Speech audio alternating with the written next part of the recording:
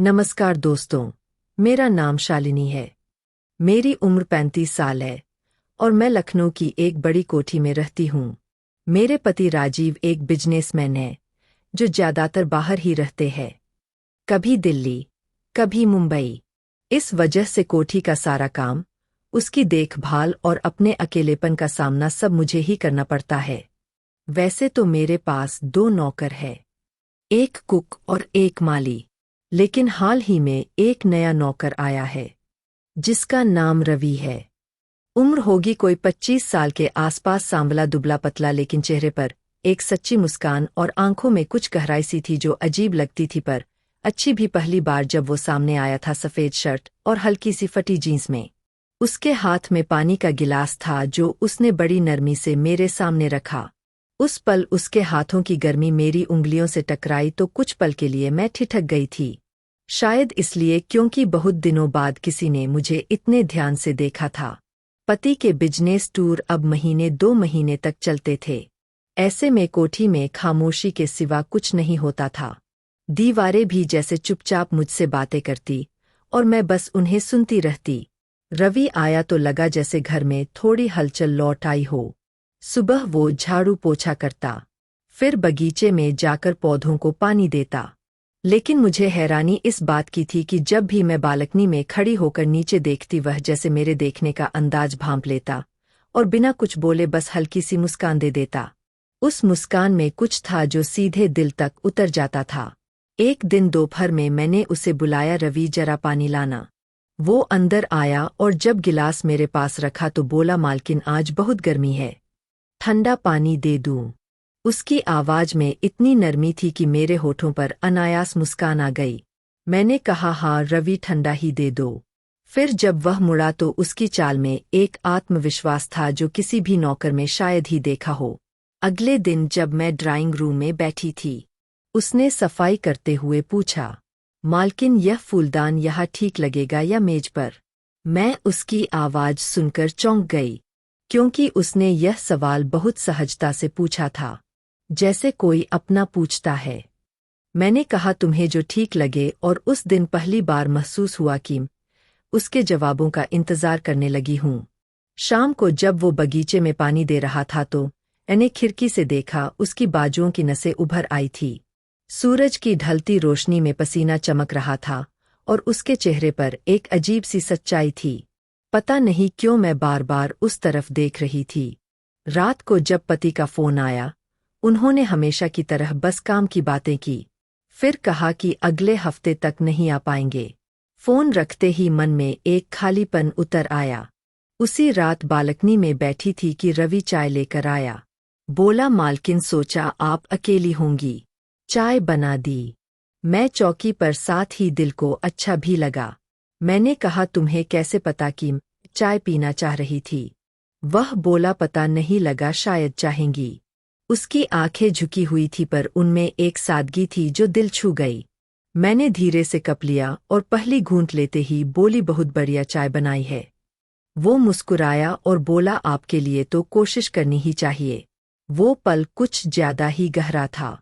अगले दिन से रवि की उपस्थिति मुझे हर जगह महसूस होने लगी। जब मैं रसोई में होती तो लगता वो पास ही है। जब बालकनी में खड़ी होती तो महसूस होता उसकी नजरें मुझ पर है। वो कुछ बोलता नहीं था पर उसकी चुप्पी में भी एक भाव था।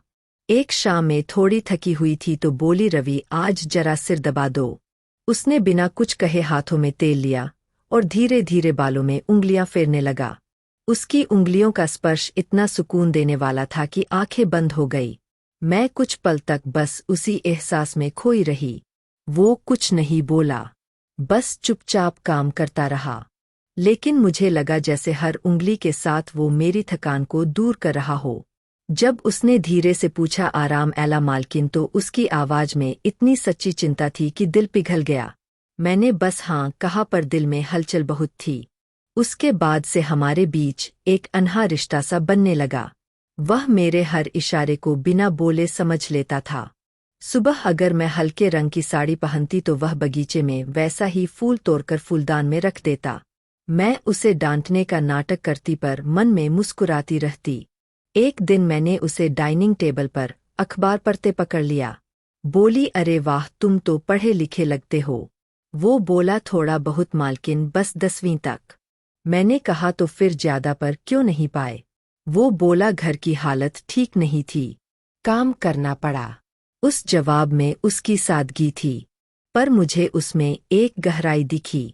उसके बाद जब भी हम बात करते वो हमेशा मेरी बात ध्यान से सुनता, जैसे हर शब्द उसके लिए मायने रखता हो। एक दिन पैर फिसल गया। इससे पहले कि मैं गिरती, उसने झट से पकड़ लिया। कुछ पल के लिए मैं उसके सीने से लग गई थी। वह क्षण जैसे थम गया। उसकी धड़कनें तेज थी और मैं बस सांस रोक कर खड़ी रह गई। फिर उसने धीरे से कहा, संभल कर मालकिन। संभल तो गई पर मन कहीं खो गया। उस दिन के बाद जब भी वह सामने आता मेरी धड़कनें तेज हो जाती। शाम को आईने के सामने खड़ी थी तो खुद को देखते हुए सोचा, क्या सच में मैं अब भी उतनी आकर्षक हूँ? शायद रवि की नज़रों ने मुझे फिर से अपने प्रति जागरूक कर दिया था। एक दिन बारिश हो रही थी। कोठी के बाहर पानी भर गया था। बिजली चली गई थी। मैं बालकनी में खड़ी थी। तभी रवि छाता लेकर आया। मालकिन, भीग जाएंगी। मैंने कहा, छोड़ो ना रवि, कभी कभी भीगना अच्छा लगता है।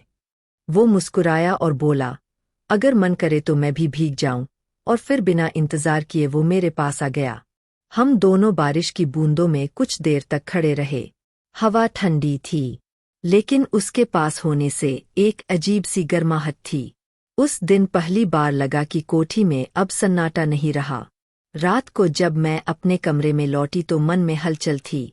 क्या यह सिर्फ एक आकर्षण था या कुछ और? मैं खुद से सवाल करती रही पर जवाब नहीं मिला। अगले दिन रवि ने कहा, मालकिन, अगर कुछ काम ना हो तो मैं बाजार चला जाऊं। मैंने कहा, रुको, मैं भी चलती हूँ। शायद मैं खुद ही उसे साथ लेकर जाना चाहती थी। रास्ते में हम दोनों साथ थे लेकिन बिना बोले भी बहुत कुछ कह रहे थे। उसकी आंखों में एक सम्मान था और मेरे मन में एक अपनापन। जब हम लौटे तो उसने धीरे से बोला, मालकिन, आपको थकान लग रही है, आराम कर लीजिए। उसके लहजे में इतनी चिंता थी कि मैं कुछ पल उसे देखती रही। उस दिन रात को नींद नहीं आई। मन में वही नज़ारे घूमते रहे। उसकी आंखें, उसकी आवाज और वह बारिश का पल। अब रवि मेरे लिए सिर्फ एक नौकर नहीं रहा था। शायद कुछ ऐसा जुड़ गया था जो नामों में नहीं बंधता। अगले कुछ दिनों तक हमारे बीच वो अनकही नज़दीकियां बढ़ती रही। कभी वह मेरी चुनी साड़ी की तारीफ कर देता, कभी मैं बिना वजह उसे चाय के लिए बुला लेती। और हर बार जब हमारी नजरें मिलती तो जैसे समय थम जाता। मैं जानती थी कि यह रास्ता आसान नहीं, लेकिन दिल के जज्बात कौन रोक पाया है। और अब जब हर सुबह वो मेरी खिड़की के बाहर झाड़ू लगाता तो मेरी आंखें उसी की तरफ उठ जाती। अगले दिन सुबह जब मैंने आंखें खोली तो खिड़की के बाहर रवि को देखा। वो पौधों में पानी दे रहा था, लेकिन आज उसकी चाल कुछ धीमी थी, चेहरा कुछ थका हुआ। मुझे अजीब सी चिंता हुई। मैंने नीचे जाकर पूछा, रवि, तबीयत ठीक है ना? वह मुस्कुराया, हाँ मालकिन, बस रात नींद ठीक से नहीं आई। मैंने कहा, थोड़ा आराम कर लो, बाकी काम बाद में कर लेना। वो बोला, नहीं मालकिन, आपके लिए काम करना बुरा नहीं लगता। उसके शब्दों में जो अपनापन था उसने दिल को छू लिया। मैं वहीं कुछ देर खड़ी रही और पहली बार चाहा कि काश वो सिर्फ नौकर न होता। उस दिन दोपहर को जब मैं कमरे में थी तो अचानक बाहर तेज बारिश शुरू हो गई। बिजली चली गई और कोठी में अंधेरा छा गया। रवि दौड़ता हुआ आया। मालकिन, खिड़कियां बंद कर दूं? मैंने कहा, हाँ, पर पहले अंदर आ जाओ, भीग जाओगे। वो अंदर आया। उसके कपड़े पूरी तरह भीगे हुए थे। पानी की बूंदें उसके बालों से टपक रही थी। मैंने कहा, रुको, तौलिया लाती हूँ। जब मैं तौलिया लेकर लौटी तो देखा वह खड़ा था, लेकिन आंखों में एक झिझक थी। मैंने कहा, लो, बाल सुखा लो। उसने धीरे से तौलिया लिया, लेकिन जैसे ही बालों में लगाया मेरे हाथ उसके हाथों से छू गए।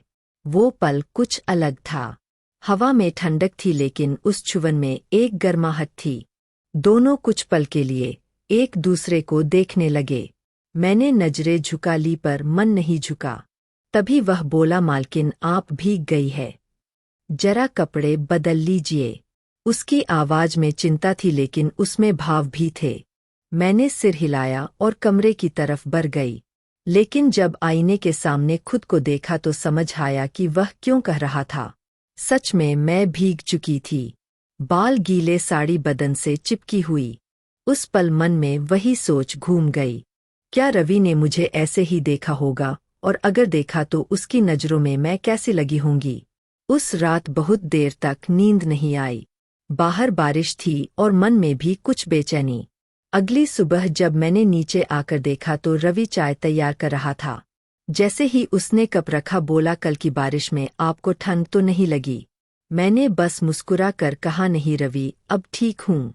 वो बोला, आपका ख्याल रखना मेरा काम है मालकिन। उस एक वाक्य में जो आत्मीयता थी, उसने सब कुछ कह दिया। उस दिन के बाद हमारे बीच की चुप्पी और भी गहरी हो गई। वो बिना बोले समझ जाता कि मुझे क्या चाहिए। अगर मैं थकी होती तो बिना कहे नींबू पानी ले आता, अगर उदास होती तो बगीचे से ताजा फूल रख देता। उसकी मौजूदगी अब मेरे दिन का हिस्सा बन गई थी। एक शाम कोठी में काम करते करते मेरा हाथ हल्का सा जल गया। मैंने जोर से आ कहा और वो तुरंत भागता हुआ आया। मालकिन, उसने मेरा हाथ पकड़ा और बिना सोचे ठंडे पानी के नीचे रख दिया। उसकी पकड़ में चिंता थी लेकिन कोमलता भी। आपको ध्यान रखना चाहिए, उसने धीरे से कहा। उसकी आंखों में देखती रही। वहां सिर्फ फिक्र नहीं थी, एक अपनापन था जो शब्दों से बड़ा था। मैंने कहा, इतना क्यों सोचते हो मेरे लिए? वो बोला, क्योंकि आप मेरे लिए सिर्फ मालकिन नहीं है। उसके इस जवाब ने मुझे जैसे रोक लिया। मैं कुछ कह नहीं पाई, बस वहीं खड़ी रह गई। कमरे में सन्नाटा था, लेकिन उस सन्नाटे में भी दिल की आवाज साफ सुनाई दे रही थी। अगले कुछ दिनों तक मैं खुद को समझाने की कोशिश करती रही कि यह गलत है, लेकिन दिल की बात कौन टाल पाया है। एक दिन जब पति का फोन आया तो उन्होंने बताया कि वह अब 2 महीने और बाहर रहेंगे। मैंने मुस्कुरा कर कहा, ठीक है, लेकिन अंदर से एक सुकून सा महसूस हुआ। शायद इसलिए कि अब मुझे रवि के साथ ज्यादा वक्त मिलेगा। अगले दिन सुबह रवि ने कहा, मालकिन, अगर आप चाहे तो मैं बगीचे के पौधे नए सजा दूं। मैंने कहा, हाँ, लेकिन मैं भी देखना चाहती हूँ। हम दोनों साथ बगीचे में काम करने लगे। वो मिट्टी खोद रहा था, मैं पौधे लगा रही थी। धूप हल्की थी, हवा में मिट्टी की खुशबू और हमारे बीच अनकहे जज्बातों की परत। उसने कहा, आपके साथ काम करने में अच्छा लगता है? मैंने मुस्कुराकर पूछा, क्यों? वो बोला, क्योंकि आपकी आंखों में सुकून है। यह सुनकर दिल जैसे रुक गया। उस दिन शाम तक हम वहीं बैठे रहे, बिना बोले, बस साथ। उस रात जब मैं कमरे में गई तो महसूस हुआ कि अब यह रिश्ता सिर्फ एहसास नहीं, आदत बन गया है। अगले दिन जब मैंने आईने में खुद को देखा तो लगा फिर से वही शालिनी बन गई हूँ जो कभी जिंदगी में मुस्कुराती थी। रवि ने मेरे अंदर की वह औरत वापस ला दी थी जो कहीं खो गई थी। लेकिन जैसे हर कहानी में मोड़ आता है, वैसे ही मेरी कहानी में भी आया। एक शाम रवि ने कहा, मालकिन, मैं कुछ कहना चाहता हूँ। उसकी आवाज कांप रही थी। मैंने कहा, क्या हुआ? वो बोला, मुझे किसी और जगह काम का ऑफर मिला है। तनख्वाह ज्यादा है, लेकिन दिल नहीं मान रहा जाने को। मेरे अंदर कुछ टूट गया। मैंने खुद को संभालते हुए कहा, अगर अच्छी जगह है तो चला जाओ रवि। पर मेरी आवाज कांप रही थी। वो बोला, अगर आप कहें तो रुक जाओ। वो पल जैसे सांस रोक देने वाला था। मैं बस उसे देखती रह गई।